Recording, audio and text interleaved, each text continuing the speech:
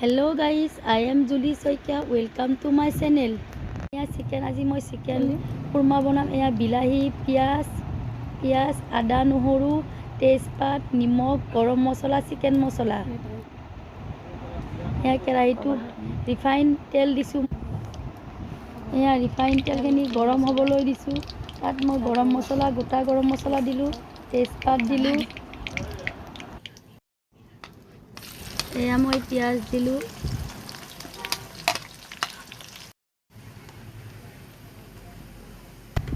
অলপমান ব্ৰাউন হোৱাৰ পিছত মই আদা নহৰু দিলোঁ। তাৰপিছত লৰাই দিলোঁ। নিমখ আপোনাৰ অনুযায়ী দিব। এয়া গৰম মছলা আৰু চিকেন মছলা দিলোঁ। এতিয়া মই বিলাহী দিলোঁ। আকৌ মই লৰাই দিলোঁ ভালকৈ।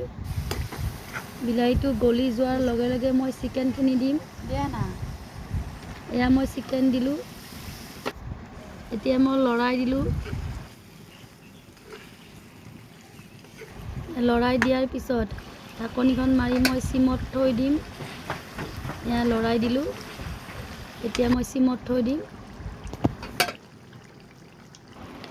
80% সিজি গৈছে। এতিয়া মই তাত দৈ দিম। তাৰপিছত লৰাই দিম। পানীখিনি শুকাই যোৱাৰ পিছত হৈ গ'ল আমাৰ চিকেন ৰেডি। চিকেন কুৰমা বনাই চাবচোন।